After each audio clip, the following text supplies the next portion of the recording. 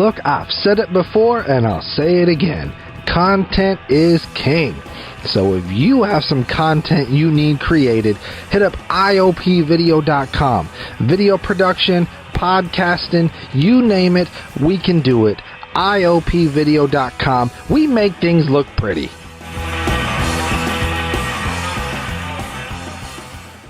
Welcome to the Voice Party, everybody! We got a very special episode for you today. We're talking about the king of the tigers themselves, Tiger King, the Netflix little mini documentary special thing. Gasper, you saw it recently. Joaquin, you saw it less recently. JD, you saw it even less recently than that. Everybody but me did the homework. Let's go! Tiger King, Carol Baskins. Take it away, Gasper! Oh, me? Jesus Christ, this fucking guy. Anybody else feel like we're watching epic rap battles of history? I know, right? The more time that we go without the studio, the crazier Phil sounds. Everyone doesn't notice that shit. It's because we're not in person. Yeah. Exactly. It's easier to be. I think it's easier when you're like in your own room doing your thing and just like It's easier to lose your mind when you're in isolation, man. That's what it is. You know what it is? All right, so look, here's what it is. I'm sitting at my desk, and I got all my action figures, like, staring at me, like, egging me on, like, supporting me. And I'm like, oh, fuck, I can't. And Luis from Andy. So who pitched the Tiger King? we pitched it a long time ago. It was, I think it was Joaquin, right? Or me, or one of us. Oh, okay. I think no, JD, you were the one that had suggested Tiger King because it wasn't. Okay. I know, because it wasn't on my list of things to watch. Yeah, it was such a long time ago, which I'm glad because I feel like the hype has died off. Now that I think of it, it seems like the hype has already kind of died off. The show was like the biggest show when it came out. Mm-hmm. And now it's like, the hype's died down. So now let's really see if this was really, in fact, a good show, So I went into it expecting to hate it. I was like, I hate reality TV. I can't believe we're doing this. Same here. Yeah, and it was because I knew it was going to be several episodes. Well, but is this considered reality TV per se? Well, it has some of the elements. No, this is docuseries. Right. It's a documentary, so it's very different. Yeah, because the show that actually got burnt in the whatever that was a reality show that they were filming. So I knew it had some elements. I knew it had this whole a lot of the reality TV shows have really, really crazy people, and I already knew about what's his name, Joe Exotic, and it has a lot of talking heads in front of and I'm not a fan of that. But immediately when it starts, I was like, oh, this is actually really well made. And it was very easy to binge watch, even though it took me 3 days. I rarely binge watch something. In fact, I think I never binge watch a show in like one day. But it was really easy to watch episode after episode. Yeah. Yeah, that's I had the same thing where, I never watched something right away. Like I took like 2 or 3 years to watch Breaking Bad. I think I mentioned this before. It takes me a while to watch stuff because I'm not a big fan of, I don't know. I think this is the first time I've ever watched something right when it came out and there was a big buzz over it. And same thing, like, it's not that I don't know. And it's not anything wrong with it, but it's kind of like those, I don't know if you guys ever go on those binge watching those fight videos on Facebook where it kind of keeps going and it's a fight video, then it's like the cops beating the shit out of someone, and it's not like it's a good thing, but it just sucks you in. Man, I'm supposed to be at work, and you get sucked in. And that's how that show felt. Like I'm sucked into this like horrible people. Like what? Oh man! Like, and Joe Exotic is the best one of them, which isn't saying much, but he's like a redneck Flavor Flav. Yep. What's messed up about it is that you get the sense that Joe came into this really loving animals and really loving tigers, but then at some point he became just as crooked as like the rest of the people that they're showing, the rest of the Tiger Lords. Well, they show the footage when he's younger, when he's actually talking about animal rights and things like that, and how they need to change the legislation of with things like breeding them and selling them and things like that. Yeah, he used to really care, and then it's something happens when you get into a business and you start making money. It kind of colors your morality a little bit. You know what I mean? Like you just, they say that whenever you do something that's against whatever you normally don't believe in, your brain has all these little walls built up, and the moment that you make a compromise, it becomes easier to make another compromise, which then eventually you become numb to it. So, like not everybody that goes into the habit of being a criminal is a psychopath. Some people have those natural moral walls built up, and then they sort of file it down until they're just non-existent. You know what I mean? And he's over here starting off talking about animal rights, and then you get the idea that maybe he's killing cubs, and it's like, oh my goodness. Yeah. Or these killing lions once they get too big, like once to save. Yeah. I mean, not cubs. My bad. But, right, full-grown lions. The way the show. I'll say this about the show: the way it started, it kind of. How they I feel like they overhyped the way it started, because it's like, okay, a guy who owns a zoo who gets involved with murder for hire, and instantly my first thoughts were like, oh shit, this is about a guy. This is probably going to be about a guy who owns a zoo and he's some kind of hitman. I started thinking about hiding bodies. How do you hide? That'd be cool. You hide a body through animals. You feed it to animals, which happens a lot. So immediately that's where my head went, based on how they kind of made it out to be. It's the first episode, that's what they said. A guy who owns a zoo who is in jail for murder for hire, and they have a picture of him putting his holster on with his gun. So yeah, that instantly was the first thought that I had, and then right away, right when you get into it, and then once you get towards the ending, which I don't want to spoil the ending, but it's not it's not that at all. And that kind of was disappointing to me. I don't know if you guys had the same, not that I wanted to see blood and gore and shootouts, but I kind of, I already knew what it was. I already knew what it was about. I knew about the characters just because a lot of people in my household had already seen it, and I'd walk by when they were watching it. And then the memes. The memes to me is one of the best things about the show. That was what drew me in. Yeah. And in fact, today after I finished it, I just went on my phone and started looking at memes about it, because they're hilarious. They're hilarious. Yeah. My favorite one. Go ahead. What was that show? That movie with Sandra Bullock. It was a Netflix movie that was also huge. Bird Box. Bird Box. That was another one where the memes were amazing. That one actually I did watch it because of the memes. And this one, once I was happy that I had watched it, because I was like, oh, now I can go back to the memes and understand some of the jokes. Yeah, I didn't really. That's the one I haven't really seen all the way, even though I know it has a lot of good actors and Sandra Bullock. Mm-hmm. Yeah. I wanted so bad to understand the memes. I think that's why I went to watch it, which is great, because the memes weren't really, they didn't spoil it for me like some. Some other memes can spoil shows for you. These, they didn't spoil it at all. So you just saw it recently from the first episode. That was my thoughts for the first episode. I mean, the setup at that very beginning I felt it was misleading. So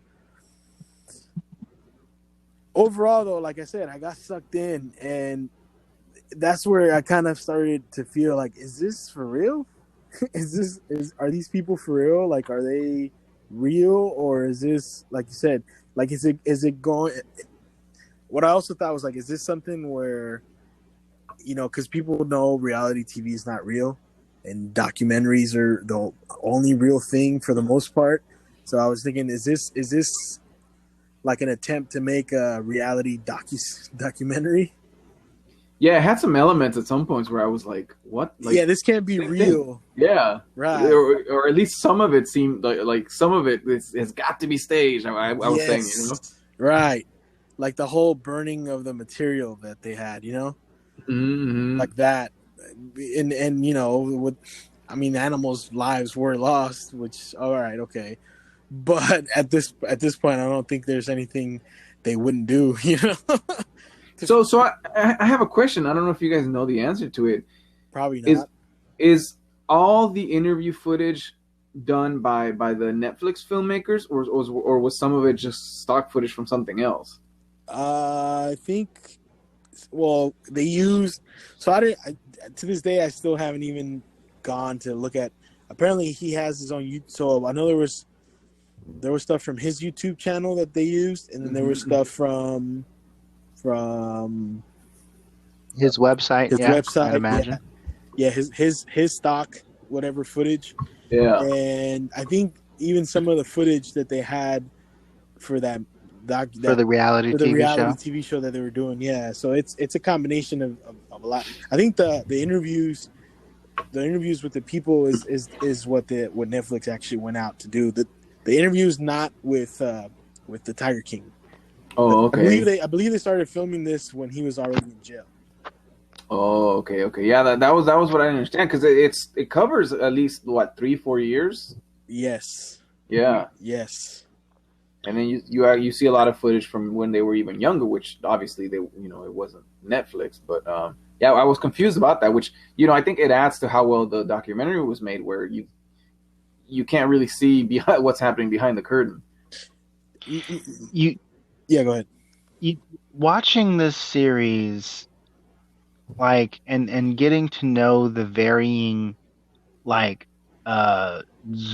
exotic zoo owners, because right, you had like it was almost like reading a fantasy novel or some sort of high science fiction, because each individual exotic animal owner had like some sort of zany, unique thing going on. Like you had the one dude who was the gangster, right? He was supposedly like a coke dealer or whatever, but he had the exotic animals. And then you had the one dude who basically had a harem with him of like young, inexperienced girls. And then you had, Carol Baskins, who that bitch apparently murdered her husband. And I think Carol's probably the I don't know, it's either Carol or the weird harem dude who's probably a sexual predator, more or less, is probably like the worst. Who's the worst of the worst out of those two? Because with Carol, not only did she murder her husband potentially and got away with it, but also she goes up to Congress and pretends to be fighting for animal rights, and clearly she isn't. And her animals are in worse care than any of the other, from what we've seen, than any of the other animals kept by any other people. But each one of these owners has their own unique quirks, and each setup they have is so different. It was like reading a Game of Thrones or Dune or something, and about the different societies and stuff. It's like you can't make this up, and yet it feels like it was made up. You know what I mean? Just to give this some, on what you just said, I don't know if you guys have followed the story since after the documentary came out. Obviously not me. Right now, Carol Baskins owns Joe Exotic's parks. Wow. Yeah, she actually, I was aware of that. And so she shut him down to rescue the animals, or what? I mean, to rescue. No, animals. Fuck. Weren't you paying attention? Rescue, air quotes. Here's the main thing I took away from all this shit. All these exotic animal owners are all pieces of shit. They're all horrible people, dude.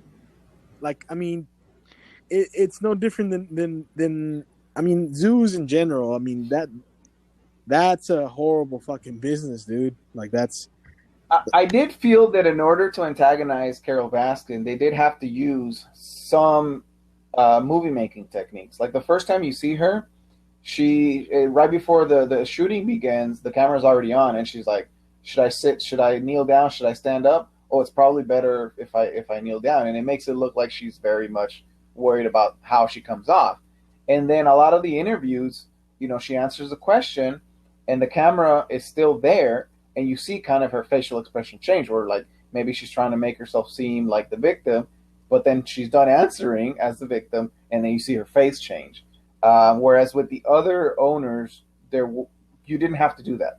You knew that they were bad people without those tricks. Yeah. I think it's evident that Carol, even without those tricks, like you look at the way she keeps her animals, like the fact that she has these quote unquote volunteers coming in order to like keep from paying anybody anything. And then also you've got these animals living in the worst cages, like these teeny tiny little, you have the nerve to call your preserve or your zoo a rescue space. Right. Joe Exotic had more of Joe Exotic would never claim to be a rescue space, but I think his animals, the ones that he, wasn't slaughtering because they were too old, were living better than Carol's from what they showed us anyway. I mean, they might have only showed us the worst bits, but I'm like looking at where they, tell me those Carol Baskin's cages weren't teeny tiny for those giant cats. Yeah, and the way they had to feed, Jesus, that was horrible. Like, so they all have. I think as far as the quality of life, the ones that had way better quality of life was that Doc. What was his name? Doc. Over at Doc's, yeah. No, I think it was Joe's. The harem dude. I think it was Joe's because the rumors for Doc were worse. No, no, that's the thing where it kind of gets mixed up. The quality of life, I think, for Doc's were better, but he would fucking kill a lot of the tigers once they got too big. A lot of them. I mean, that's still not good, but it's like some, on the other hand, they're living long lives, but miserable. They seem miserable. And then this other, and this on that guy, it seemed like it was more organized, and it just seemed just like better quality fences, the food maybe even. Yeah. But again, he fucking slaughtered them when they got too old. Like, neither one is good, and I don't think I would want to visit either part. Fuck all those people, man. Yeah. Let's just visit the coke dealer. Yeah. You're better. And then, like, the things that Carol did in order to put other people out of business, like, following Joe Exotic's, movements back when he was on tour, and then sending pamphlets to the malls saying that they shouldn't support this, and that she was going to basically make being a thorn, not just in Joe's side, but kind of like really pressuring these business owners at the mall or whatever to like, stop Joe Exotic. And I just think that like there's a term that people, I don't think people use very much anymore, but it used to be in the urban dialect, hater. It is the worst kind of hater, because it's like, I'm doing the same thing you're doing, but I'm doing whatever I can to shut you down, even the most nefarious, underhanded. Like, I didn't think that I would root for someone like Joe, especially considering that he does do his own dirt with those animals, but I found myself rooting for like the lesser of two evils. He was a more likable. Kind of like our upcoming election in November. It was very... The lesser of two evils is still evil, my friend. He did remind me a lot of our president. Anybody else got that? Can you guys hear me? Yeah, I can hear you, JD. I felt that. Yeah, that was the thing about Joe. JD? Yeah. Can you hear me? Hello? Yo. Yeah, I can hear you, JD. Okay. Joaquin, can you hear me? Does not seem like it. He's asked Joaquin. JD's asking if you can hear him. No, I can't. He said he can't. Oh, we just lost JD. Okay. Well, so they just what was I saying? What was JC saying? I don't remember. Yeah, so what they just glossed over the doc, right, where he's like, oh yeah, I like really young women, and I think he says specifically teenagers, and so I'm thinking, wait a minute, you're only an adult and a teenager for 2 years, right? 18 and 19, and I think the girl that they interviewed, she said she started at 17, and like, I don't know. To me, it was clear that he's You're thinking he's been underaging it? Yeah. That sounds about right. You're talking about Doc, right? Yeah. And they never Now, talk about what state is Doc in? I thought they were on. No. Baskin was in Florida, and Doc was somewhere a little bit north of Florida. I don't remember which state.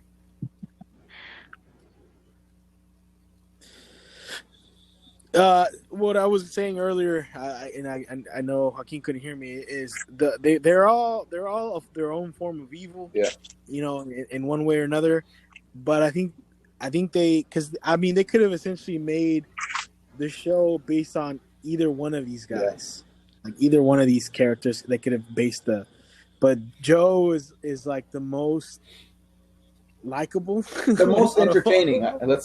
The most entertaining, also the most likable. You kind of, it seems like someone you could hang out with. I wouldn't hang out with him, but I can see people wanting to hang out more with that guy, or not just partying. Partying, I agree. So there's somebody. I think all of these zoo owners have a kind of pull around. I'm almost tempted to say that each one of them, except for the gangsters, seem to have a cult following. Like the lady that lost her arm was so committed to the job and so committed to what they were doing that she came in the very next day she'd rather have it chopped off than fixed because she was that committed to what Joe was doing and to the tigers.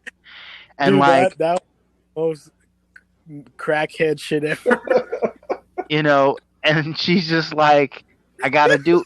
And I know about being a company person and being like really pro your workplace. Like, you're so devoted, you believe in what you're doing to the extent that, like, I mean, Kurt Angle wrestled with a broken neck. I went to school with a broken leg. I went to work in Kennedy with a broken leg. But like, it's like you are. I didn't come in the next day. You know what I mean? Like, yeah, you're not. You're gonna take some time.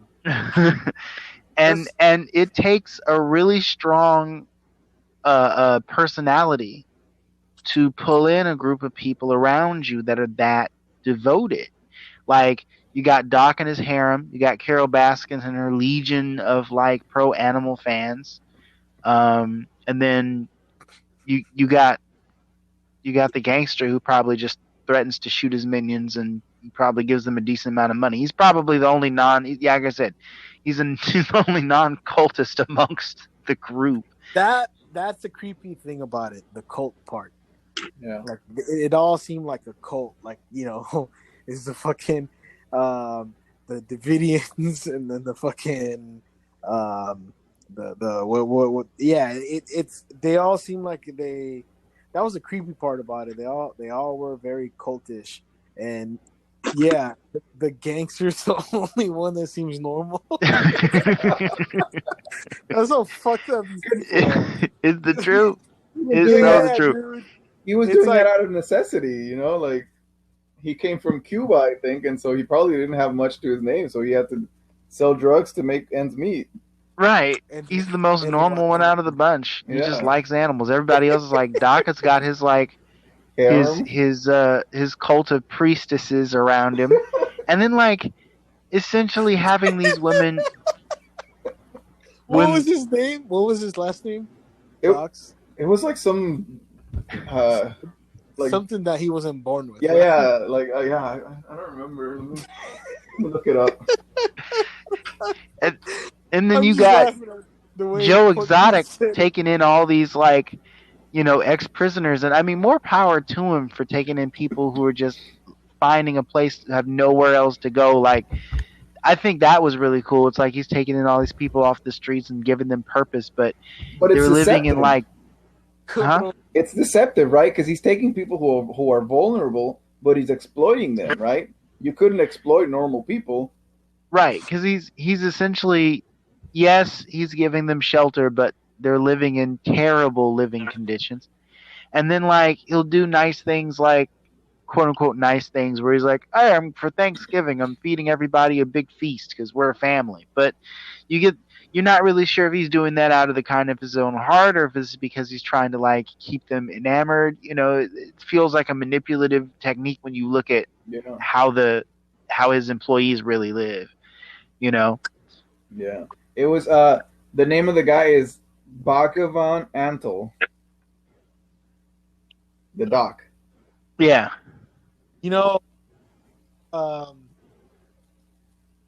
If you guys had to choose people, except for the drug, that's to me. You have to choose one of these to work for. I Who would only we heard work some for? of it. Yeah. Yeah, who would you work for and why? I think I would work for Doc just because I know there's going to be a lot of women. But I don't know, because there's going to be underage women, so I don't know. Right. And I don't think Doc wants to hire you because you're not a 17-year-old girl. I have big boobs. I'm gonna be honest. I think that Carol Baskin's cause was the most genuine. I believe that once you have once you have that much power, because she had a shit ton of money, right? Like, you guys have heard me in previous podcasts. Like, you can't give one person so much power because they're gonna use it for good, but they're gonna use it for bad as well. We're all three dimensional. We all have good aspects and bad aspects. But I think hers was the most noble cause, even though there were a lot of issues with what she was trying to do. Right.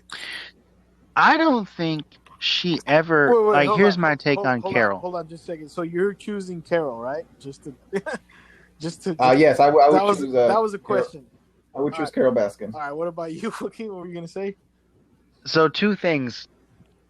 I would say, I really do believe that Carol pretends to have a cause, but if you, I know I don't want to get too far off point. I'll address the Carol thing later. I'll just say this for now to answer JD's question. I really want to get into Carol later, but yeah, I probably would work for the gangster simply because. Not an option, though.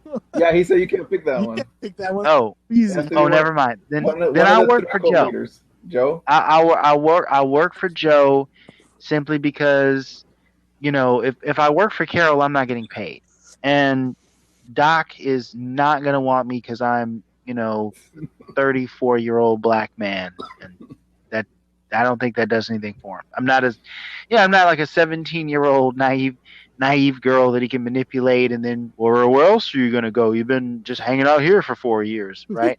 I'm not that person. So I think that I probably would work with Joe because, with Joe, you get your room, you're bored, you don't have to be a chick. I'm kind of chubby, so I'm not really in short, so I'm not Joe's type. I don't have to worry about him hitting on me. And I think it's probably, and I get paid something. So, whatever. I'd work for Joe. Joe also seems kind of like he'd be fun to work for. Yeah, he would. I think he'd probably okay, so here's what I like. One, I wouldn't be able to work for Doc. I didn't think of that because I'm not a 17-year-old hot chick or whatever, Two, Carol Baskins, I wouldn't get paid. There's that. And then those flimsy ass cages don't seem to do shit. Imagine working with those fucking chicken wire. Tigers are gonna chew their way out and bite you, son. A hungry tiger, feeding it through chicken wire. Fuck that. Nah, I don't know about that. And then on top of it, I'm not getting paid. Nah.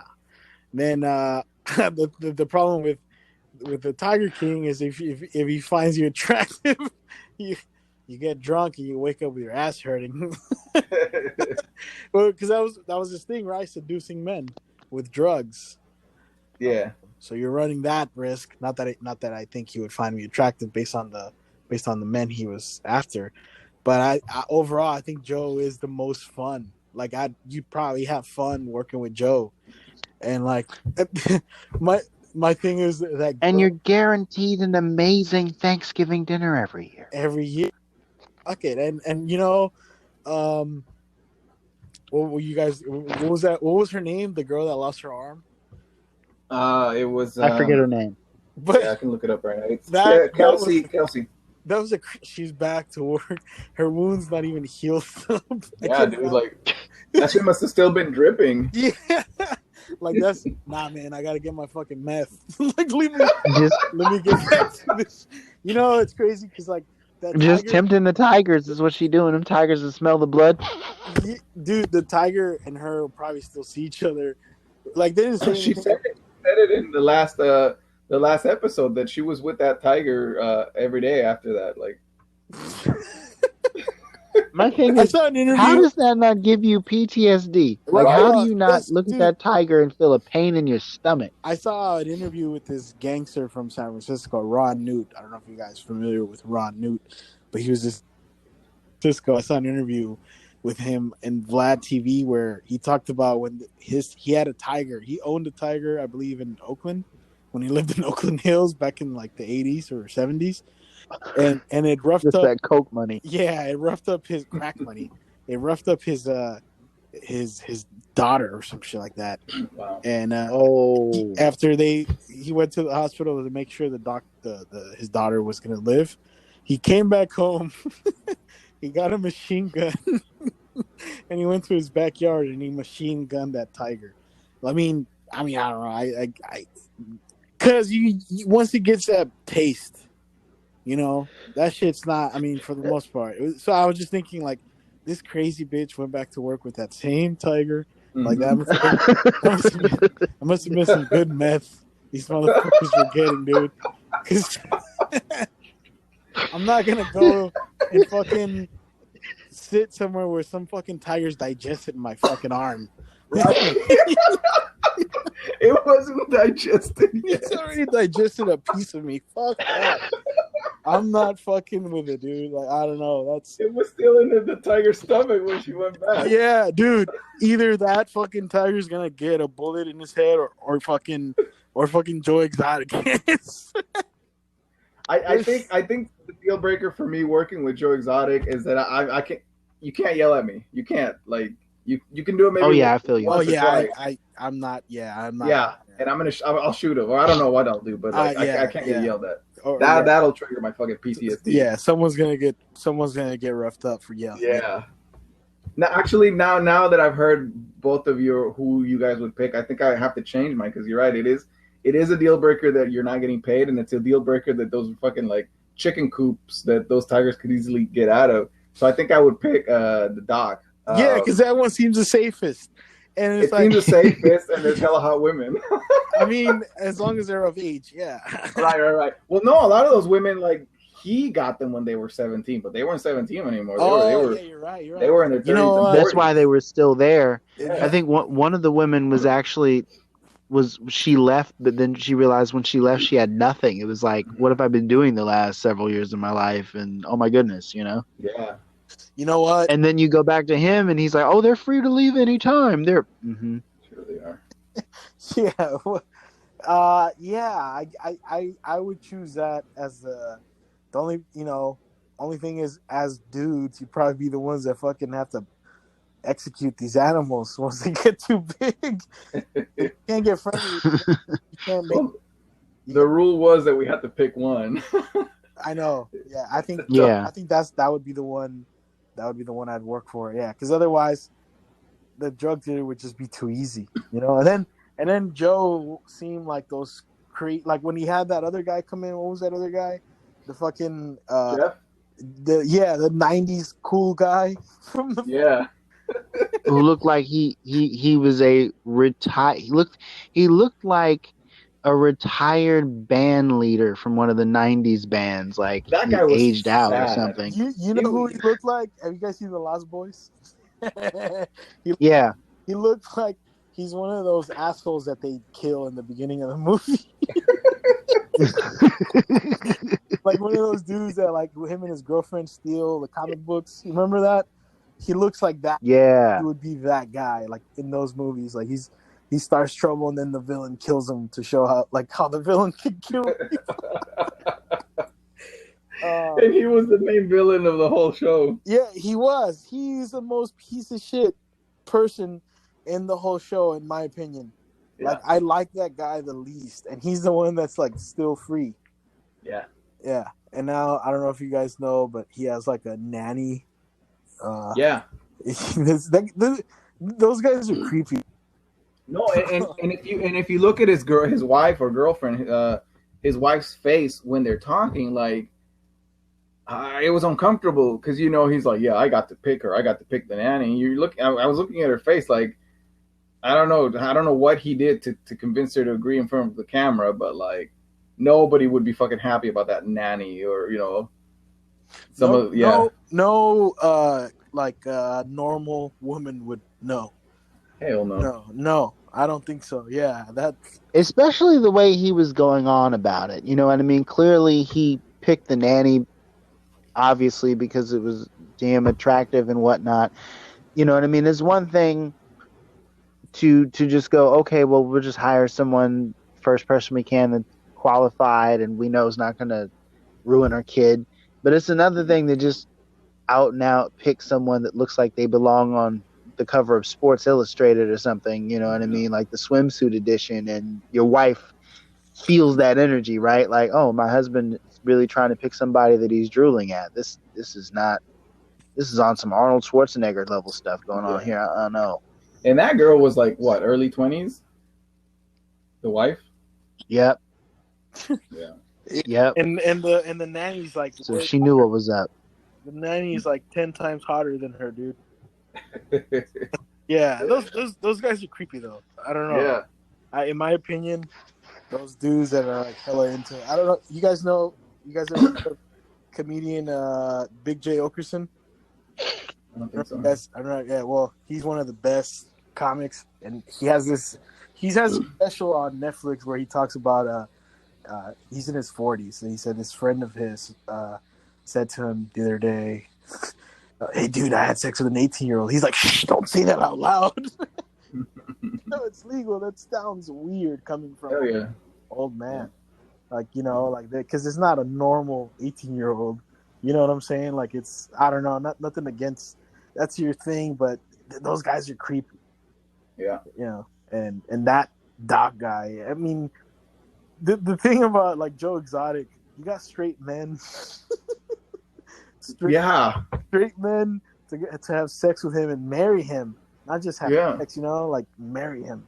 And goddamn, that motherfucker. The meth was really good. The meth was good. The best thing about this fucking series was the meth. It was the best and like strongest meth I've ever seen. Goddamn, like you know what cracked me up was that last episode when they're just talking through Zoom or whatever, and two of the guys are like one of them was like, I hate how everybody thinks I'm just some meth head. He's like, I just have bad teeth. I don't do drugs. And then the husband, he's like, yeah, I hate how they portrayed me as just some like drug addict that's like good for nothing. And I started fucking cracking up because like, what do you mean?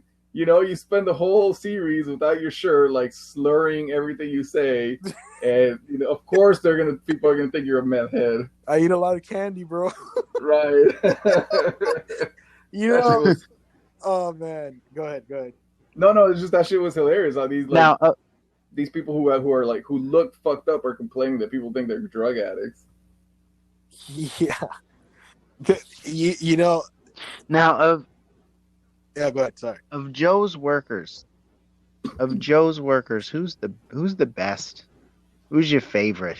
To me, Kelsey seemed the most normal. Yeah. Who's Kelsey? Yeah. That's The one that got her or his arm chopped off. oh his. Well, yeah, I think it's a Oh, he's a identity. oh Yeah, identity. well, the best worker, but now you're down to 85% production with a missing arm. It's like you're not gonna operate the same, man. Oh, the one without the legs. That guy seemed pretty normal too. Yeah, that guy seemed normal, and he really did care about the animals because he went to testify against Joe for all the shit he did. Yeah. Yeah, I think that was probably the best. That guy, he seemed like he was concerned when okay, I'm gonna go back to the memes because this is hella funny. There's this meme that's like describe Tiger King in one sentence, and I believe the meme was I think it's like Joe Dirt. and it's like it's a quote coming out. It's like, this guy convinces straight men to have sex with him and marry him. This gay man who loves guns gives straight men meth in order to marry him, and he feeds tigers expired meat from Walmart.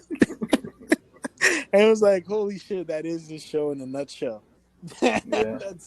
That was the thing that kind of threw me off too. Was like, wow, I wonder what they feed them, and I'm glad they explained it.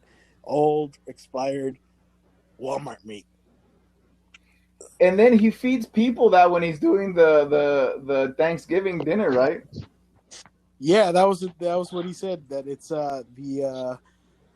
every year he gives his people fucking a Thanksgiving meal. That's his way of giving back. Like, I wonder where all these turkeys are coming from, bro. Like, whatever you guys don't need, we're gonna feed to the tigers. Right. Oh, your leftovers go on this bag. Yeah, dude. That fucking, oh my god, that is the most like trashy. I feel bad for those animals that have to live. How many of them were, dude? It was a fuckload. Yeah. And they said how much it cost to feed them. I forget the number, but it was tens of thousands. 10,000 a day, a week. Yeah, some ridiculous number like that. Dude, yeah. they need to eat a lot, man. Like, you know, they need to eat a lot. Fucking I forgot what they said. Like the total amount that a tiger eats. What is it? Like a couple 100 pounds of meat, and it's not just meat. It's also they eat organs. That's where they get a lot of their nutrients from, like the organs, everything. So I mean, if they're only eating like fucking chicken wings, that's malnourished. That's I was watching this video of some zoo in China, which I guess in some it's a really fucked up part of China, I guess, and according to what I read about that place, the Tiger Kings and the Carol Baskins it's like a fucking paradise compared to this one in particular. What they give they're feeding their jaguar. Someone went in there and brought a camera in, which I guess you're not supposed to do. And he went in to see what they were feeding the jaguar. They're literally feeding the jaguar chicken heads, like the heads of the chicken, because I guess factories like they sell that for super cheap. Yeah, because humans don't need it, right? So it gets thrown away. Whatever humans don't need, they get for super cheap. And it's like this sad-looking jaguar eating chicken heads, which is fucking horrible, man, to think about. But yeah, so okay, going back to the craziness of the show, one of the craziest scenes for me was when what's his name? His husband, the one that committed suicide. Was it the Latino last name? Yeah, I don't remember. I'm not seeing him right here. Well, the scene where he fucking kills himself. Holy shit! Of course, that I mean, I'm not surprised. I mean, I'm not gonna fucking sit here and be surprised. Oh my god, someone committed suicide, like in that group. That wasn't the Oh my surprise. gosh, I remember that. That was Yeah, and eerie. that what was eerie was that guy's reaction to the suicide. Like he just fell. Like Yeah, motherfucker, right. he killed it, and he's like, oh my god, no, like, oh, I'm never gonna like that was what threw me off about this was also that guy's reaction to the suicide, but also Joe's reaction to his employee getting her arm ripped off. I'm not gonna recover from this financially. Right. That's what you're thinking about right now, motherfucker. Complete sociopathic reaction right there. Oh my goodness. Yeah. Yes, dude. These were like the weirdest fucking bunch. Which, who was in Florida? Was it just Carol Baskin This is was in Carol. Florida. Carol Baskins? Okay. Carol and the gangster, right? Wasn't the gangster in Florida too? Oh, that probably, yeah. I thought Joe was also in Florida, wasn't he? No, also he was in No. Oklahoma. He was in Oklahoma. Okay. So my thing about Carol is, and I could be wrong, but this is my timeline for Carol. Carol marries a man who has a zoo going. Carol was young when she met this man, if I remember correctly. Mhm. Carol then only marries this guy because this guy has means. Then realizing that when things are probably going to end between them, decides to cut him off at the pass, have him killed by his own tigers, and then does the most brilliant marketing bait and switch in the world.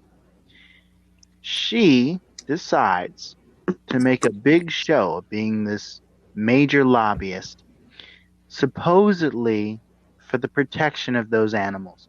But I honestly don't think she ever intended to truly rescue any animal.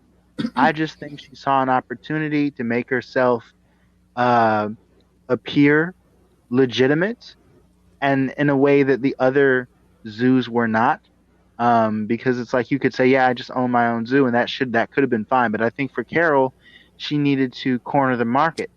And how do you corner the market? By rebranding yourself entirely. I'm not a zoo. I'm a rescue. And on top of that, I'm going to shut all the other zoos down by making them look like they're doing something completely illegal, wrong, and immoral, and change, well, I can't say illegal, but wrong and immoral, and change the laws to make them illegal as a federal thing. But I'll be the one that's exempt because I'm not running a zoo, remember? I'm running a non-profit rescue organization. But newsflash, she's actually running a zoo. And she's probably killing adult tigers as they age out. Like it's something they never mentioned. They never gave any proof as to whether or not she's actually sending any of these animals over back to where they come from. Well, Africa, they were all India, likewise. they were all animals that had been bred and bred for private ownership. They did say, well, somebody else that says that before her husband died, she had kind of a change of heart because he was kind of an animal collector and so was she. But then I think before he dies, she has a change of heart where she's like, this is wrong and whatever. And he wasn't willing to change his mind about it. Like he still wanted his pets. And this was somebody else that said, I forget who it was, but that had happened before he had died. Yeah, and I honestly think that she didn't have a change of heart at all. I think that's all a front.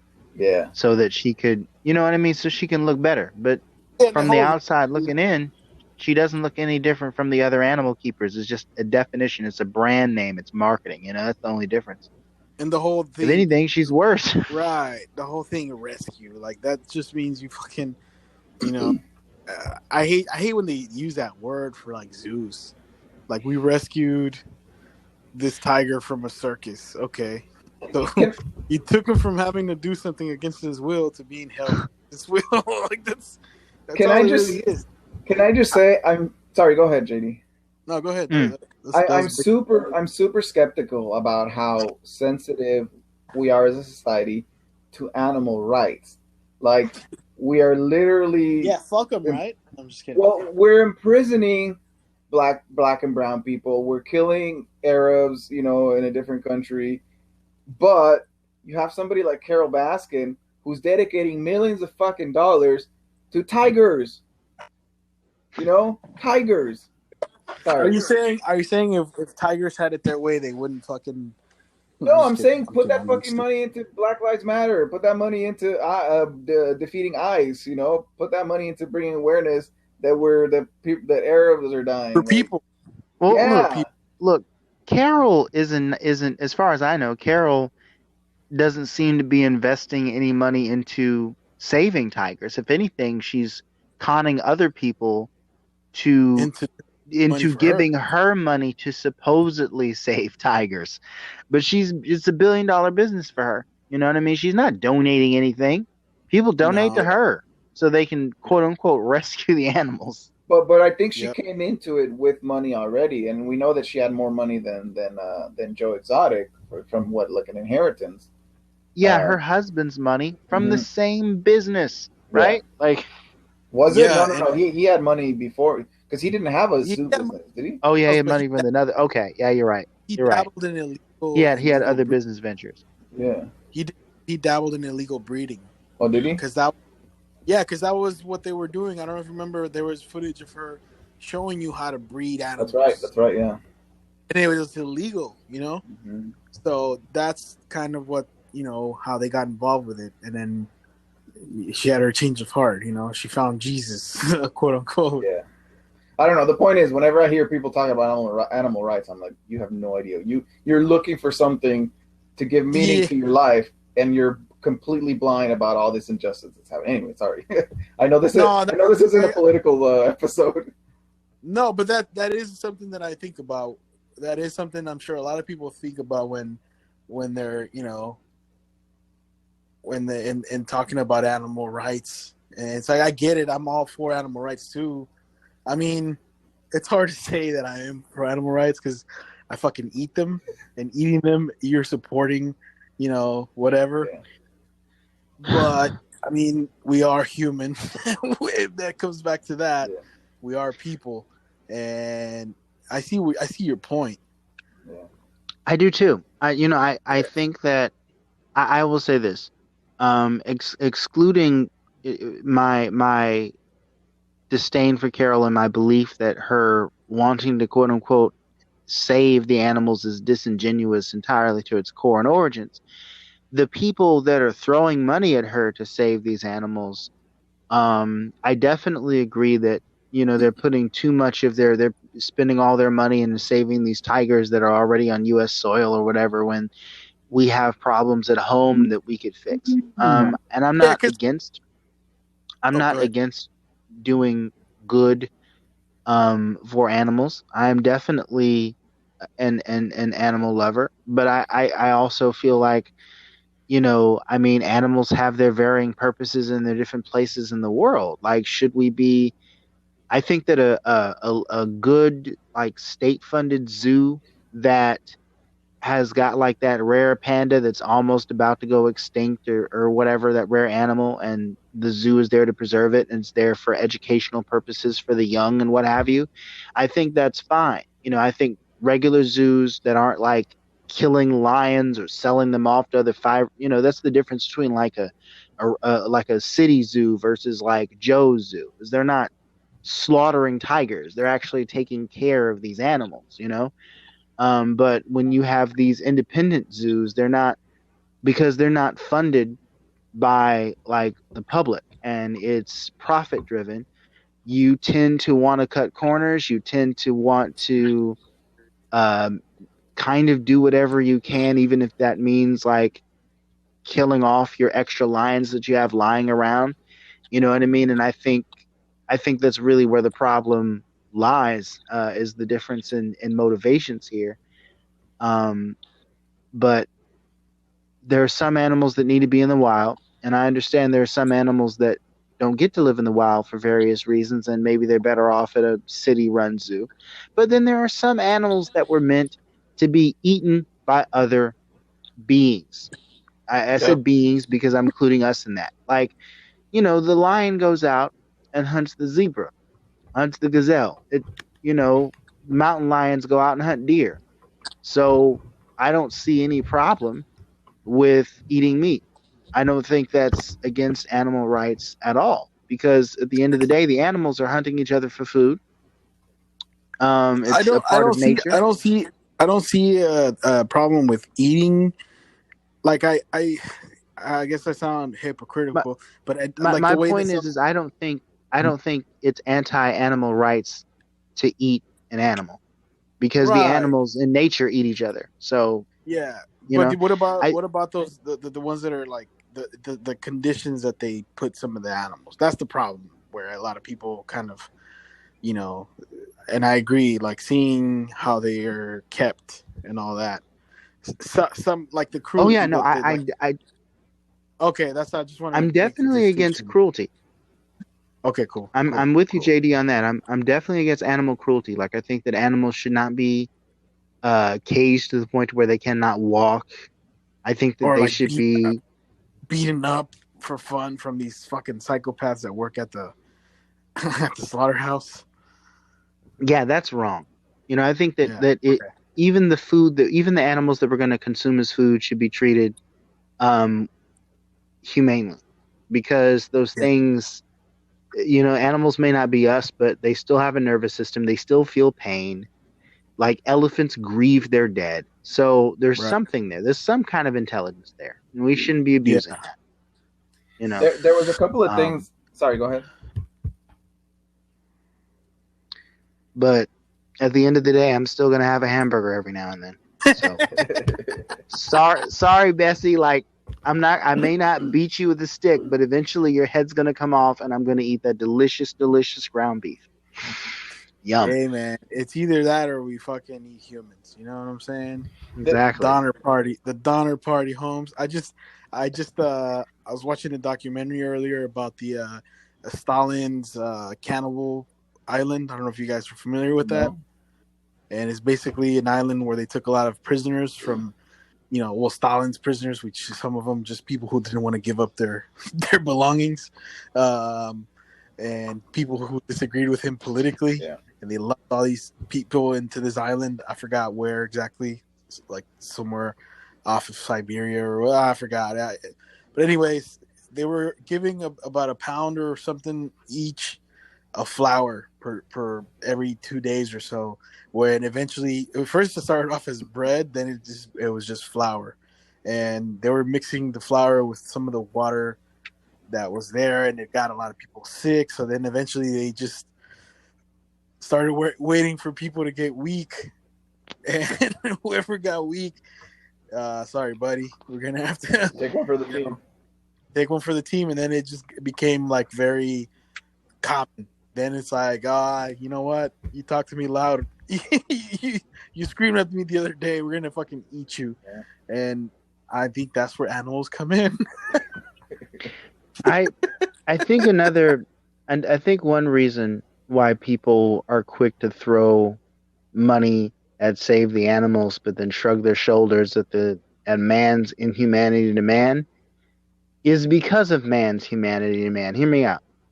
Let's say you're the average person living in whatever town in America, and you hear about this innocent animal, this animal that has done nothing to nothing and nobody. If you'll excuse the southern, grammatical error there. Nothing, ain't done nothing to nobody. And they're just abusing that poor little cub for no reason. Yep, I'm doing my Joe Exotic imitation. Pretty good. And you hear about this, and they tell you all you have to do is send $5 to make sure they're not beating that cub senseless. You tell yourself, well, I can handle $5. But because in your mind, the animals ain't done nothing. They're completely innocent. But people, why, you're a people, and you know the darkness hidden within your own heart and your neighbor's heart, and that bastard old man Jenkins that lives 3 blocks away from you that keeps on cutting you off in traffic. Why would you want to save anybody like him? Yeah. So I think people tend to be harsher with the things that they feel they understand, especially people without a whole lot of empathy in them already, than they do with things they don't understand at times. Make sense? Yeah, that it's like another example. It's like it feels good to donate to those. Remember those commercials with those kids in Africa? Yeah. Yeah, it's. I forgot. I don't know if you guys are familiar with comedian Godfrey. Gilbert Yeah. Godfrey? No, No. Godfrey, just this black guy. He's a Nigerian comedian. Oh, Well, he talked about that. It's just like it's like he says a lot of these kids they got flies on them and shit. It's like and it's just like a small portion of the money goes to them, but some people they just give the money just because they it feels good for your conscience, but you don't know whoever that's really going to. So I know a couple of people that work they were part of the Peace Corps and they went to Africa, and they'll say like most of that money does not go to them. It gets stuck in bureaucracy and things like that. feed the children. Yeah. Feed the legislators' pockets over here. But yeah, no. And like you also it kind of reminds me when I first started working in after school programs with youth. One of my not when I first started, but when I first started working in elementary school, one of my sixth graders said to me, "You know what?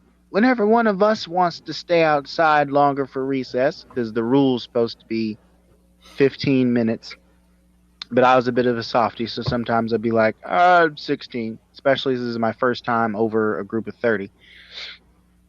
And one of the boys said, whenever one of the boys are like, can we stay outside longer? You're like, nope, we got to go. One of the girls comes up to you and goes, Mr. L, can we? And you're like, oh, shucks, fine. And I said this, I was surprised. I didn't realize that I was giving a different reaction depending on who was asking. And I brought that up to my grandfather. And my grandfather said, well, it kind of goes with this thing that he noticed where fathers, for example, tend to be a little bit rougher with their sons than they are with their daughters. They tend to be more lenient with their daughters. And vice versa. Moms apparently tend to be gentler with their sons and a little bit stricter with their daughters. And I think, and my theory with that is that because we're men, we don't really understand what it's like to be female. So of course we're maybe a little bit more lenient. And with the boys, it's like, I was you once, you can take it, I'm gonna throw you in there, you good. Yeah, that makes sense. I think that's So I was one of these persons, right? When I was a kid, I was like, I used to love the Discovery Channel and all those shows and the animals, and I've always had that in the back of my head. Like I followed how bad it is for animals and how all these animals have become extinct and or have been near extinction. But I think I had to ignore. I had to fool myself. I had to ignore the fact that there were parts of the population that were going through things. They were pretty bad. Anyway, sorry, I'm getting political again. That's all I'm going to say about that. Sorry. No, get political. We are called the Voice Party after all. Yeah, just that. So I see through Carol Baskin's bullshit. Like she has all these millions of dollars and she's fucking not wasting it, but it's like. Help the people out, and I think that would get you closer to even her own community. In her own community. Carol's just breaking up money for herself, man. That's all there is to it. I mean, if your whole thing is to exploit animals to make money for yourself, or exploit anything, like pure exploitation, and mistreatment, why would you turn around and give it to the community, especially when there's no PR to be gained from that, because the community around you already is fooled into believing that you're doing something that is very good for a good cause already. Like, they've already turned you into a saint. You don't have to do too much more. They're like, oh, she's like the patron saint of the poor downtrodden animals. Mm-hmm. So as far as anyone else around her is concerned, she's already done her good deed. It's really a brilliant strategy that she supplied. I got. It's too bad that, like, Uh, I have to admit, while I was watching the documentary, I kept asking myself, as the heat got turned up on like the private zoo owners, why don't these private zoo owners do the same instead of like, honestly, all the music videos that he made where he talked about like how bad Carol Baskins was and all of the threatening, angry, I'm going to shoot you Carol Baskins videos that he made. It would have just been easier if he had rebranded himself Yeah. as an animal rescue guy. He could have done the same thing Carol was doing, pretended to turn over a new leaf, and kept doing the same thing Yeah. that he was already doing. Because this is what Carol. But I thought it was kind of funny that none of them had the bright idea to rebrand themselves. Yeah, they were very stubborn. It was especially with Joe Exotic. It was very much like, who does she think she is to tell me? And actually, the doc too. Like, who does she think she is to tell us what we're doing? That's it. The doc even says it's un-American. Like, it's un-American to tell me not to abuse animals and teenage girls. And what they Hey, I got a question for you guys because someone touched on this on a post when they gave a review of Tiger King a long time ago when it first came out. Like they did a review through post like on Facebook. So this person said, "Do you think we're being harder on Carol Baskins?" That's how I because feel. She's a woman. That's how I personally feel. Because they're saying, what if hypothetically she was being abused? Of course she by her was. She was in husband her who early she ended up- 20s. He was in his 40s, I think. Right. Even if Yeah. even if you don't want to be abusive, it's impossible to not abuse someone who's 20 years younger than you, because at the end of the day, Yeah, we're they're- looking out for ourselves, right? Like let's say I'm 34. Let's say for some reason I get really, even if we're talking about a friendship or whatever with an 18-year-old, like there's some things that I just cannot see. It's impossible for me to see a lot of things that maybe I'll learn 10 years from now. It happens to us all the time. If you look back 10 years from where you are right now, you're going to be like, oh shit, there was a lot I didn't know. There was a lot of people I hurt. So it's impossible to not abuse somebody when there's that much of an imbalance of power, right? When you talk about a 20-year age difference, or if one person has more money than the other one, like it's impossible to not abuse somebody. And so of course I think that the implications of that is very cynical and quite bleak. Like I think that you can have a very in a healthy situation where both people are healthy and have the best intentions. Somebody could be an excellent mentor to someone who's younger. Someone can give someone else a leg up if they I think it depends on the knowledge of the older person and what their intentions are, and you know what I mean. Like I agree. I just think that once you marry that person, it becomes hard to keep that. Yeah, I can see it as a mentor. Yeah. Now I have a friend, but if it's a sexual thing or a marriage, it kind of changes, and it's like, I don't know. I have a friend whose parents had I think at least a 15-year gap who were married. Mm-hmm. And I'm not going to say his name, but I'm pretty sure it was either 15 or 20 years was the gap. And I want to say he was like 60 when he passed, and she was 40, something like that. Okay. Okay, yeah. And it happens. You know what I mean? Sometimes it happens, but I didn't get the sense it's that like creepy.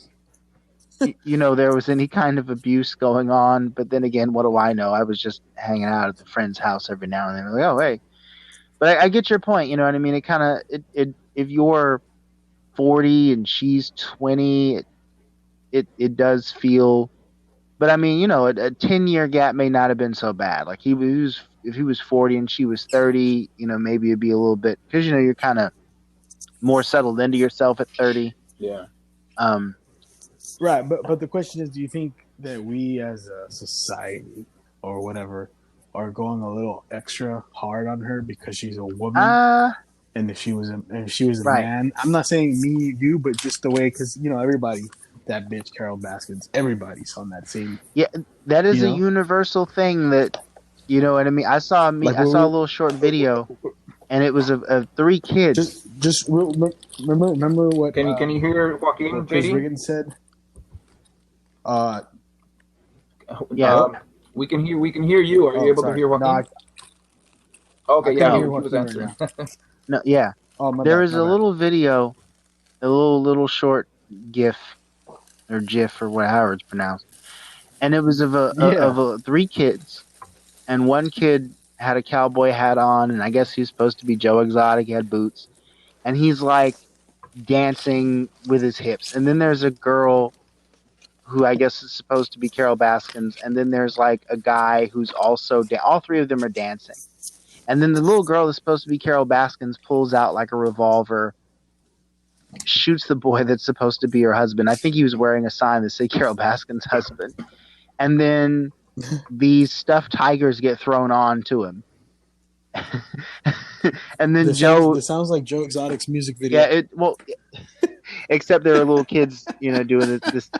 But I will say this: I don't think we're hard on Carol Baskins because she's a woman. I think we're harder on Carol Baskins because even though it's no secret that the other characters in this documentary, or it feels weird calling them characters, the other people in this documentary were villainous. Like the doc, as Gaspar pointed out, made her a focal point villain because it set up the contention was her versus everyone else, especially her versus Joe Exotic. It made it look like Joe was just sort of, I mean, yes, all of these people, including Carol, are abusing these animals and they're taking advantage of these animals. But what makes Carol's story the villain here is her direct opposition to Joe, because they paint it as Right. Joe's minding his own business. He is going about his life trying to make his profit anywhere that he can, and it was kind of successful. And then here comes Carol in, and basically she comes barreling through, stopping him from minding his own business. It's the Bugs Bunny effect. Bugs Bunny is doing Bugs Bunny, and then someone gets annoyed, even though it's got nothing to do with them. Like the guy who's trying to practice his violin or whatever gets mad, smashes the violin over Bugs' head, and Bugs like, all right, this means war. That's essentially Carol Baskins in this story. Carol Baskins is is every Bugs Bunny antagonist that has ever existed, and Joe Exotic is Bugs Bunny. And Joe Exotic wasn't, that's really where the antagonism for her comes from, is that she is the direct opposition to everyone else. She is the actor. She's the aggressor, and that's why we're so hard on Carol. She's the aggressor. She's trying to shut everybody out of business, and she's a hypocrite at the same time because she's all like, I'm rescuing them. No, I'm not. I agree. Go ahead. I agree. And she's trying to play that little I'm a sweetheart role. Like, I'm a sweetheart.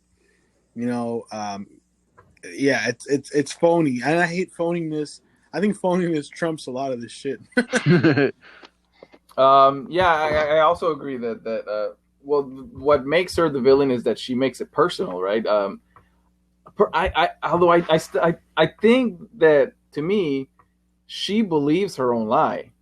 I don't think she's as cynical as yeah. I think that she really thinks she's trying to help the animals. It's just that when you look at the way the animals are living in her own space, it's not better than the way Joe or the dog had it.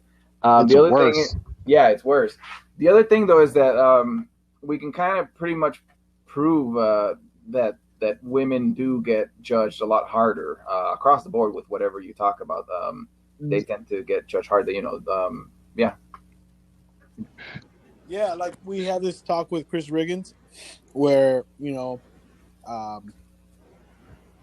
it came, we were talking about the Obama versus Hillary. It's like, as men, we can all agree to vote against a woman, regardless of race. And that's what I was thinking about when with the whole Carol Baskins thing. But to that same notion, I think she also uses her sweet womanhood to play the victim against these other Okay, guys. okay, I need to address that. um, we haven't. I'm gonna come after us as men. We have an issue with women using their sexuality to advance whatever their career, their state in life, but we know that they don't have equal opportunity, right? So when you don't have equal opportunity, you're gonna resort to what you have in order to make your own life better. So it makes sense that women, because it's not even if she doesn't do it in front of camera, but let's say she's done it, right? She uses her sexuality to get ahead in life. She might have done it with her first husband, right? She's not the purposely. She's not the first woman to do it. This is probably a normal thing, and I think us as men have to accept that that's a part of life. That it's not wrong for a woman to use her sexuality, especially when you consider that their opportunities are a lot less than it is for a man. If that makes sense.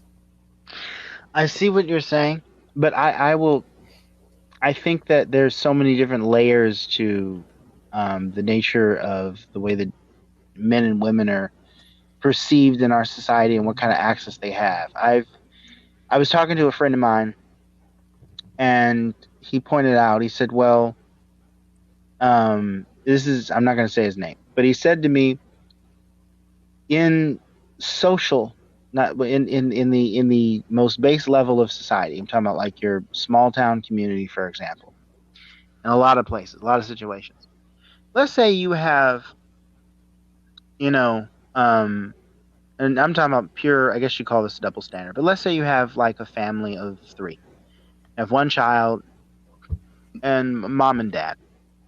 Both mom and dad work because, they have to. A lot of couples do in 2020. The whole man goes home and brings home the bacon thing it's kind of outdated in the modern era, and that's okay. But let's say that the woman loses her job, right? No big deal. That's fine. You did the best you can. Man loses his job. Oh, you're a loser of a guy. What's wrong? You're supposed to be provider. What are you doing? You know what I mean? Like there's more scorn laid on that guy. There's more weight laid on that guy if he fails than if the woman does. And it could be because the less is expected of a woman. Fine.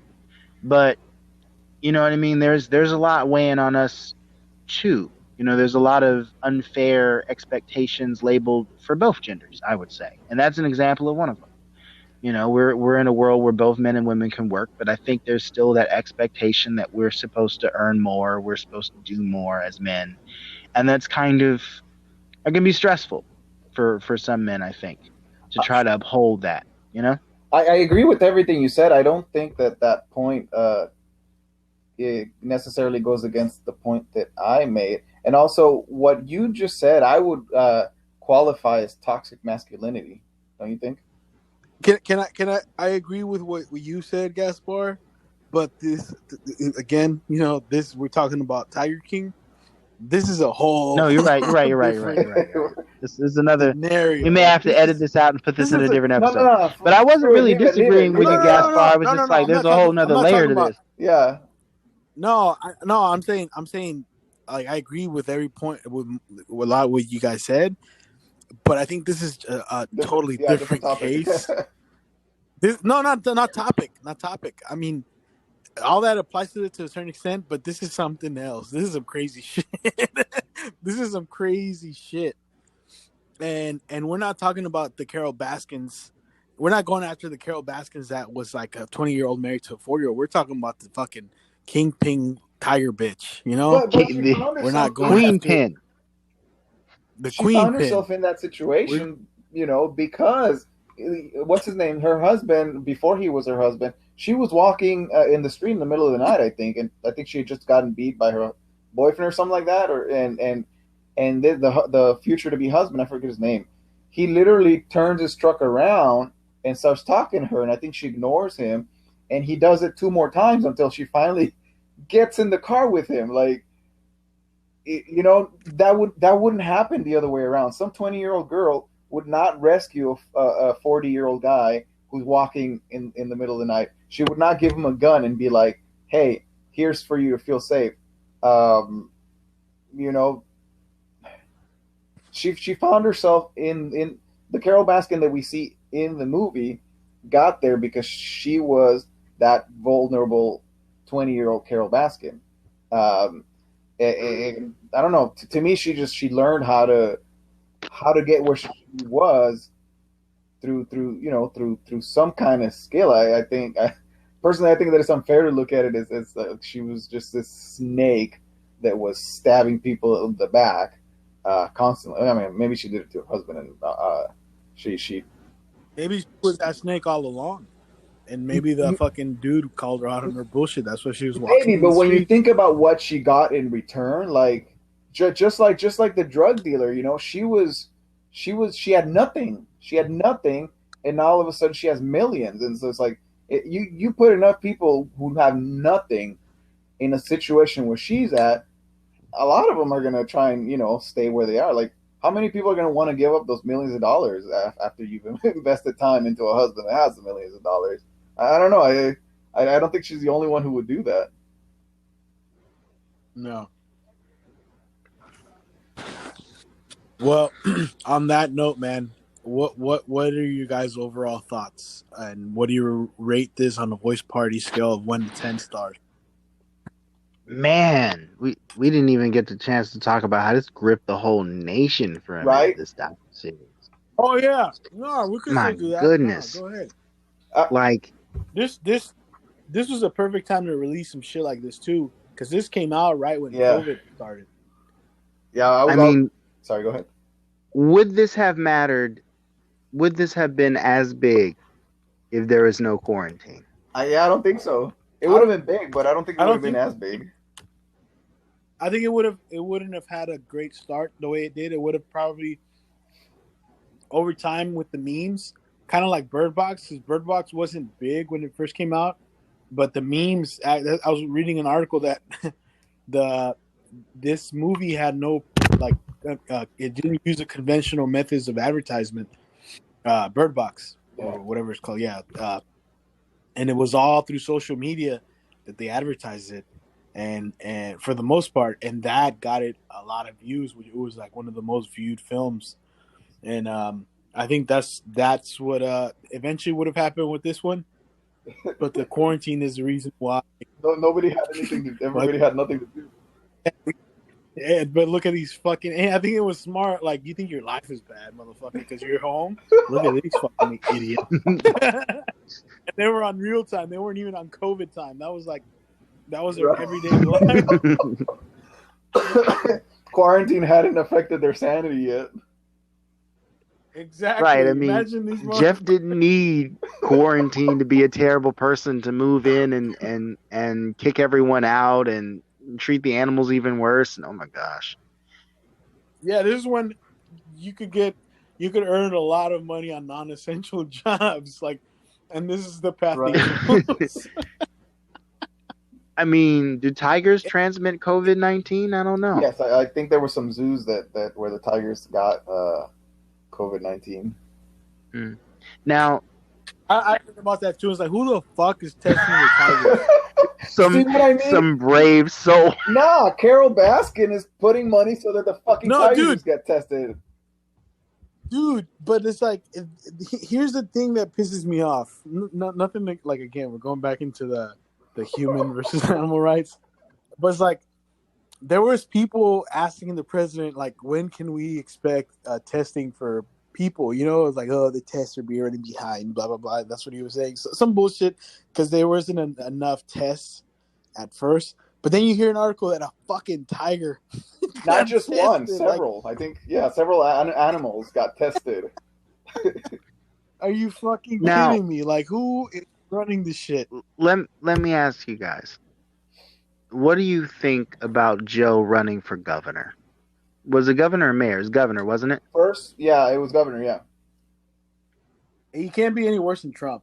I mean, you actually listened to his full speech? You're opening up a can of worms here.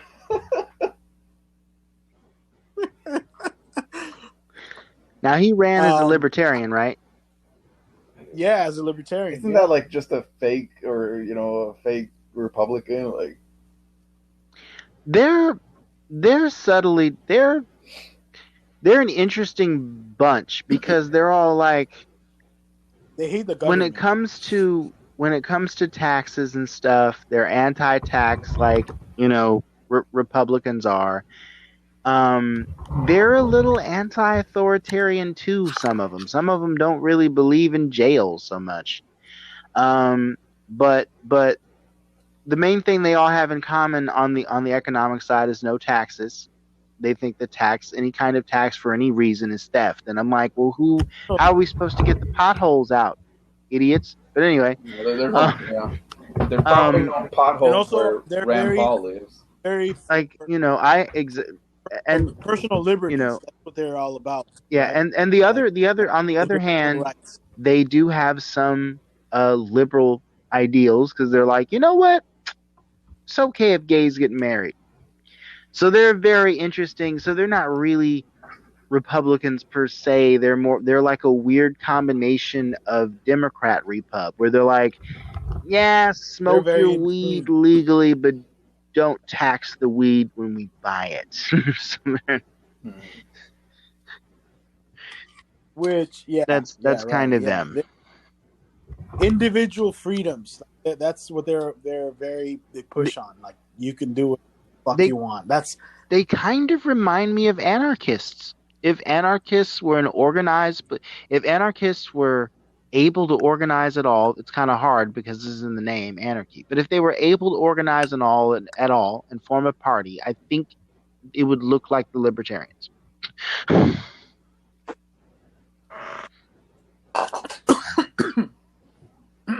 So that's what he ran. He ran as a libertarian, right? Yep. Okay. I don't know. Okay, so not that I would. Okay, if he was running in California, of course, no, I wouldn't. Yeah, no. I mean, I don't. But with that being said, I was really bored one day. You guys want to know how bored I was? I went and looked up his speech, like the full thing, not just the little whatever clip that they played in the documentary. I watched the whole thing. And not that he said anything that blew me away, like, oh, wow, he's, because, again, it's fucking Joe Exotic, But he was talking about, like, individual liberties and he talked about a lot of stuff that was like, wow, I was a little bit impressed. What? I know, a little bit impressed. Well, he was talking about like local stuff that needs some more, stuff to be looked at. He talked about jail, about the prison, which a lot of it's like, oh man, he probably got the shit scripted. Yeah, it was that other guy that was running his campaign, right? Yeah. Which, I mean, I think they're all. I mean, who doesn't have that in the political game? I mean, yeah, all politicians have script writers. Speech writers, they call them speech writers. Yeah, that's a thing. It wasn't. It was, to be honest, it was a long time ago because this is when the COVID first hit and we were all on lockdown. And I would send you guys a link. But it wasn't anything what I expected. So it was a little bit better than I thought, because I mean, God, have you heard Kid Rock speaking? Like, it was better than that. So, I mean, I wouldn't want someone like that.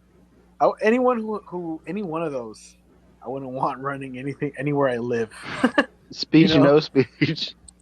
I'm starting to wonder with our current president how important actual politicians really are, because like we always blame the politicians, right? This is wrong because of this politician, that's wrong because of this politician, and then when you look at how the structure is, well, it's like, well, even if you take this politician and put a different one, the problems are going to be the same. But like you go in there not knowing what you're doing, there's gonna be problems, right?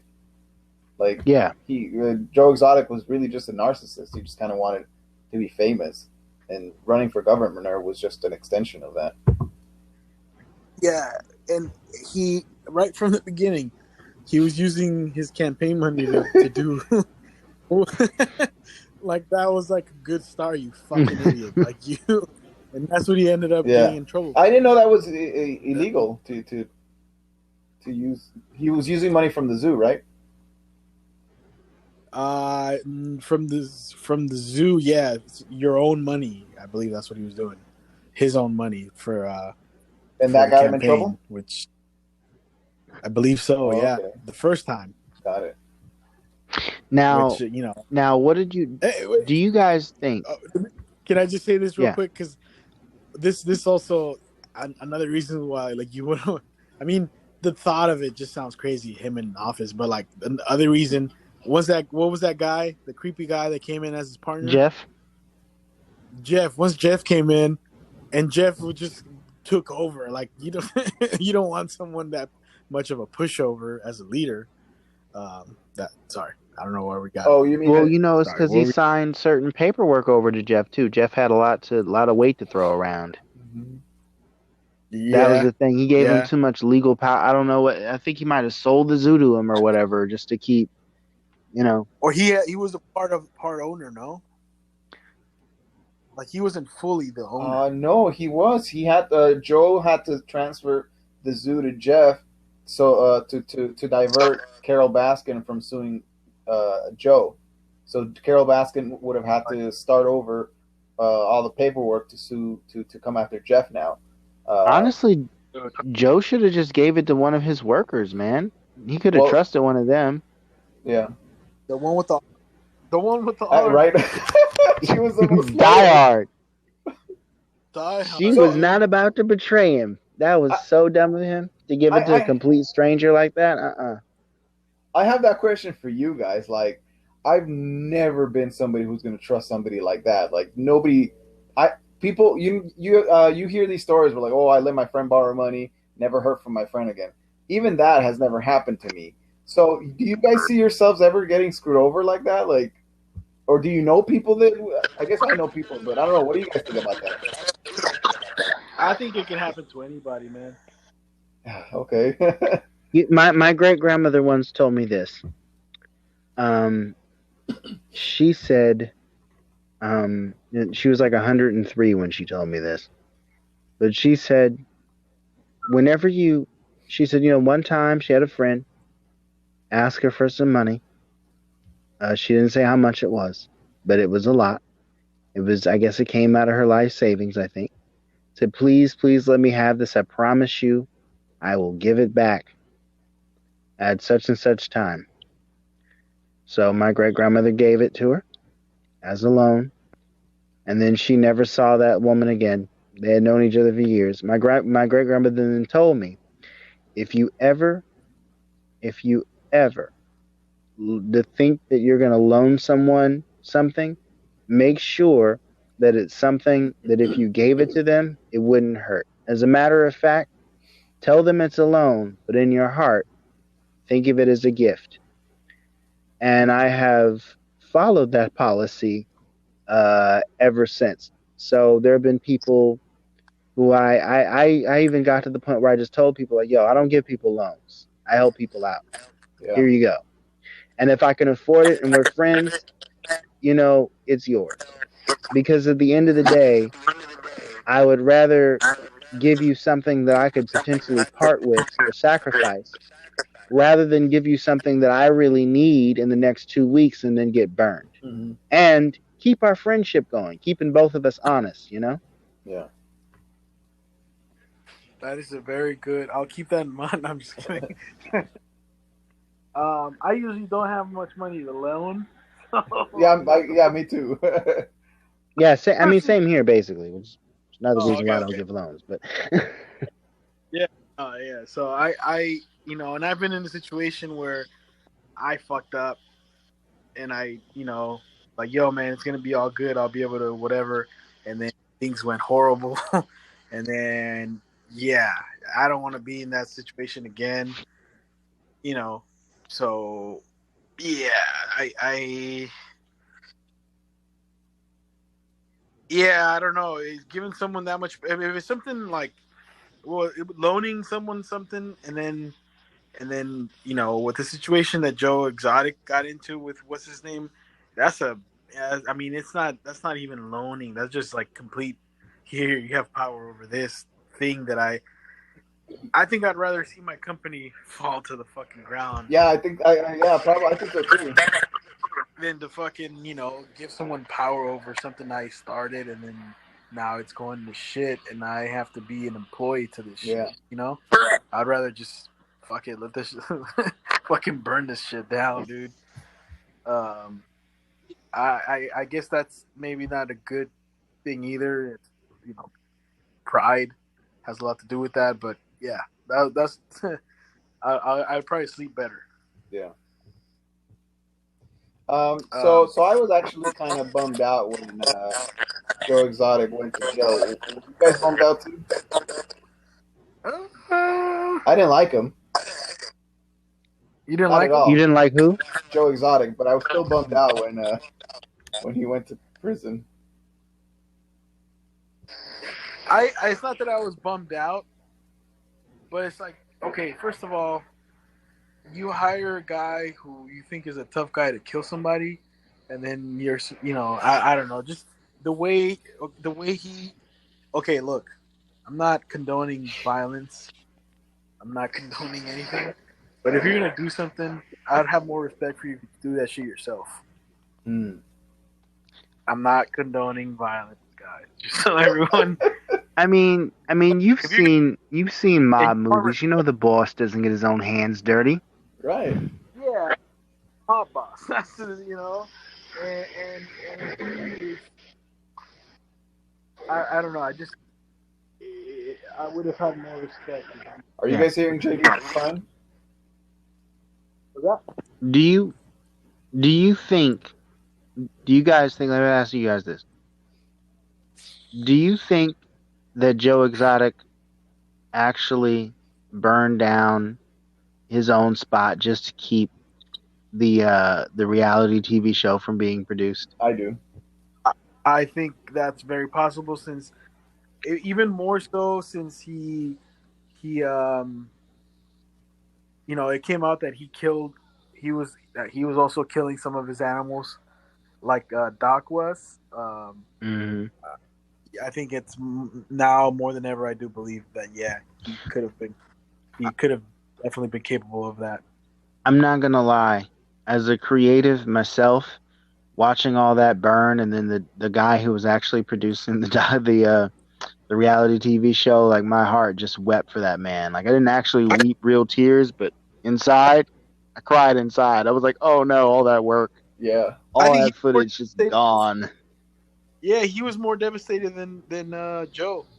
Right, because Joe didn't have to actually work on that thing. He was the one compiling all the. By the way, if any of you have any, you know how hard it is to get how hard it is to get material.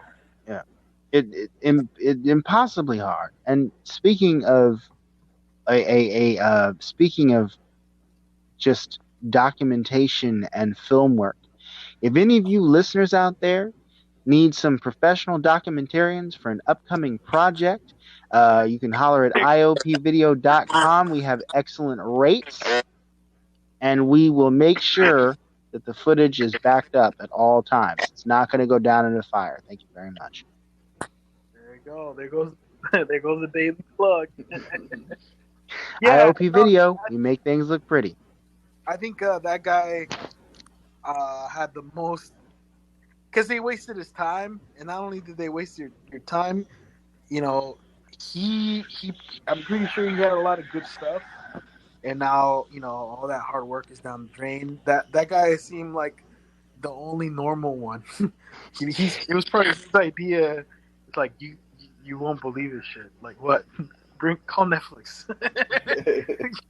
You're not gonna. I mean, to spend years making a project like that and to have it all go down in flames, literally, that's got to be devastating. I mean, that's years of his life. How do you Done. how do you not back up your stuff in years? Hold on. Spend years hanging out with these. I think all the backups were just in the same place. That was the problem. I'm having a hard time hearing you, JD. Are you hearing him, Joaquin? Yeah, I can hear you now. Can you hear me? Yeah. Yeah, Yeah, not I only can hear spend years filming this shit, spend years with these fucking lunatics. You know? he says that he regrets it. He wished, yeah.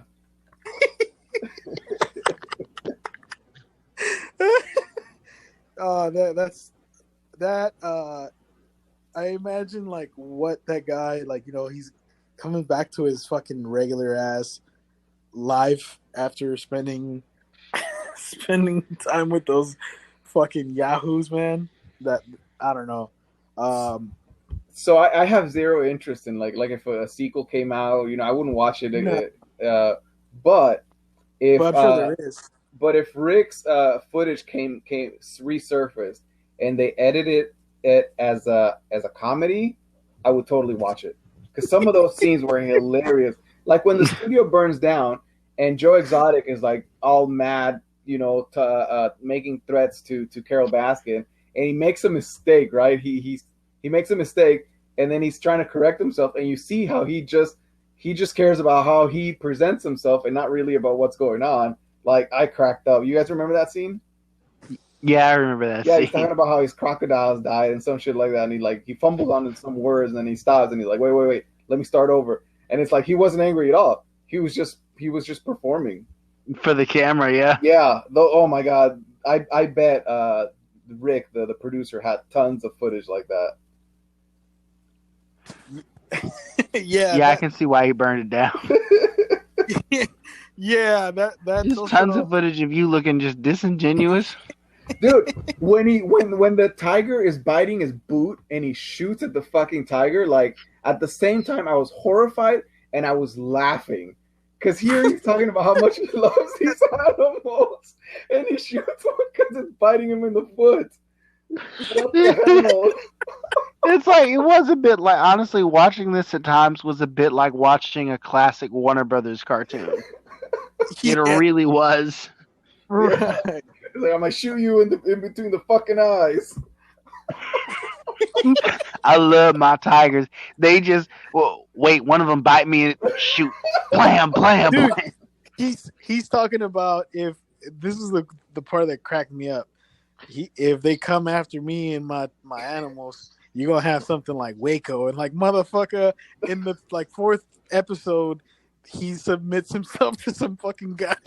He submits to that fucking Jeff, and he's talking about going out like Waco, and then he gets arrested. Fucking, you get the fuck out of here, dude. That's the part that cracked up the most. He's talking about going down like Waco. And like how he ended up without his fucking, he's like remarried, hiding and shit with some other dude. Oh yeah. Man, that's just like that. Who made it out of that documentary the best? Like, who made it out of there like looking? The people who got to watch this shit. I don't think anybody. They all were like, either they didn't like how they were portrayed or. Nobody. Yeah, because look, I think the one that I'm happiest for is the guy who's directing the shit. Because the Netflix thing got made because this other project didn't get made, and I think the Netflix thing, this Netflix documentary, is probably the best outcome that could have happened since the shit burned down. Rick, right, the producer. Yeah, the normal the director. Yeah. I think even he came out sometimes to some of the stuff he was saying. Like he knew how all the horrible shit that was happening, and he was just like, roll the cameras because this is right. But he was just doing his job, and then his work got destroyed. So this is like the best outcome that could have happened for him. You know what I'm saying? Right. Yeah, I see what you're saying. Yeah, Didn't one of Joe Exotic's workers like get married and after he left the reserve and have a fairly normal life? The husband, no? The husband. The husband with the tattoos with the missing teeth. Yeah, that guy was hilarious. Sorry. Yeah. He actually he actually, I guess he wasn't gay. He was just, Neither of them were gay. They were just meth heads. And then he has the nerve to say in the interview, he's like, I can't believe people thought I was some drug addict. and then he. I mean, Joe was gay, but yeah, obviously. Property of Joe Exotic tattoo. I mean, he could have been bi. I don't know. No, he said he was straight. No, but Oh yeah, I'm not. he just liked all the things that Joe gave him. Yeah, exactly. I'm not dogging the fucking the gayness. It's just he or property of Joe Exotic, motherfucker. You weren't a drug addict. Get the and you know another thing we didn't talk about that was crazy to me is your husband commits suicide, and then you build a memorial for him, which looks kind of shitty. Like it's just whatever, and he's all emotional about his husband. And what was it? 2 months later, 2 months later, he can't even talk to the husband's mom. Yeah, that was horrible. I felt bad for the husband's mom. Wait, why can't he talk to her? He won't. He acts like he can't. Yeah, no, he won't talk to her. He invited her to take picture to the wedding, and then she realized that she was just there for the pictures, and right after that, he never talked to her again. Oh wow! And it's like your son just died 2 months ago, and you're over here watching this guy get remarried. You know? Yeah. First of all, the guy that married him, like you son of a bitch. You know he is. And then he's at that like the little shrine, whatever, and he's like, I take pictures of the clouds, and one time I saw an angel. I'm like, he never does that. He's just doing it right now in front of the camera. He's never looked at the clouds. Oh my god. Oh Jesus Christ! You know, what I would like to see from this, I don't really give a fuck about a follow up from this whatsoever. Because, okay, not that I see them as they're not the worst. I mean, we're about to review a film about some of humanity's worst. You know, like those kind of criminals. These, I mean, obviously they're horrible. They seem like bad people, but I think as far as a platform, this is as good as I would want to see them on. And it's not a good platform; it's a platform that kind of shows them for their bullshit, you know. So I don't think anything to follow up this I would really be interested in, because it's not like, oh, let's follow up on one of the husbands, you know, or whatever. You can't. You can't follow on any one of these characters. I really wouldn't want to see any follow up on anyone. Like even if they just did a solo Carol Baskins, maybe if they did like the once the investigation is done because they reopened the case. Yeah, maybe that would be interesting. Yeah, I wouldn't mind doing that. Yeah, watching that. Yeah, I mean, would you really watch it, or would you just? I think most people would be interested. Only if Joe Exotic is back. I think the show wouldn't work. I think it'd be like Joey's show after Friends. Yeah, no, that was whack. I'll bet you that when they set out to make this documentary, they do what a lot of documentarians practice. They went around filming. They said, I want to make a documentary about private zoos. So who's really interesting? Who's doing the private zoo thing? And while they're doing their research and they're getting the interviews, they decide to do like 4 or 5 people. We're going to follow 3 or 4 or 5 people and see what kind of story we can get from this. And so what they're compiling the footage and they're compiling the interviews and they're working tirelessly over the years. And then eventually they realize, oh, wait, we have a central figure here. Joe Exotic is the most interesting. And he just so happens to have this conflict with Carol Baskins. So we'll go over here and we'll talk to Carol. We'll talk to Joe. Great. And then once they figure out what their story is, where they can sort of get a tighter focus in on a topic rather than just it's going to be broad and all about, animals in reserve. It became this personal weighted thing with Joe versus Carol. And I think it probably took a while before it shaped up like that, but eventually they're like, oh, okay, we know what we're focusing on now. You know what I mean? Like, I think that if they were going to do some sort of, I don't think they would ever do a sequel where they're going to follow up on Carol Baskins or Doc, because if they were going to make a Doc documentary, they would have made the Doc documentary instead of the Joe Exotic documentary. They'd have made the Carol documentaries, but no, they made it primarily centered really on Joe and Carol for the most part. He had the best story out of all. Like, Yeah, they're all intertwined, but he had the best story. And I think, as a filmmaker, I mean, I'm sure that was where you found the story. It would to answer the aside from that guy who actually got his story redeemed in a way, or whatever, I think he had probably the best outcome. The person who between the main villains, I think Carol had the best outcome, unless she gets into some shit with whatever the investigation comes up with, because she actually gained Joe Exotic's animals, so I think she had the best outcome in the end. I agree. No, the last thing I'll say is that I enjoyed it more than I was expecting to. I think the last couple of episodes were really exhausting. Like they were really draining, both because of the amount of time I spent, but also it was like emotionally draining.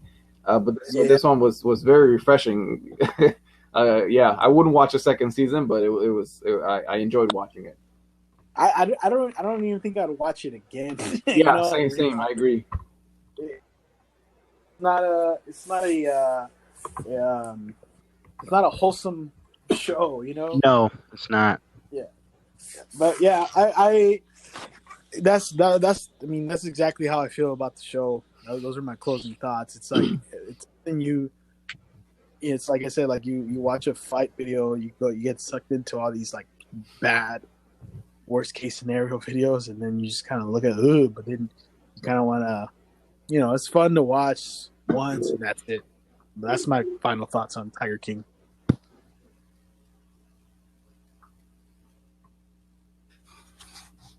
You guys care to share your final thoughts on Tiger King? I think that was mine. What I said. What about you, Joaquin? I'll say this much. I think that it is a absolutely fascinating look into an underground world I think a lot of people have no clue about. And that if you want an education about this sort of unique world and some of the deranged characters that inhabit it, you'll enjoy Tiger King. If you like true crime, you're going to enjoy Tiger King. If you like documentaries, you're probably going to enjoy Tiger King. If you like Bugs Bunny in drag, defending himself against like a very rude violinist or an Elmer Fudd type character, you're going to enjoy Tiger King. So go ahead and watch yourself this documentary about this cowboy hat wearing, country singing, he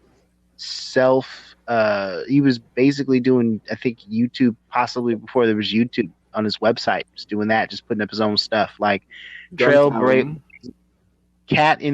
former cat enthusiast, now cat exploiter, Joe Exotic. You will not be disappointed if any of the things that I just described sound tempting to you at all. Well, there it is, guys. Thank you for listening to our review of Tiger King. That is it. That is the Voice Party review. We are out.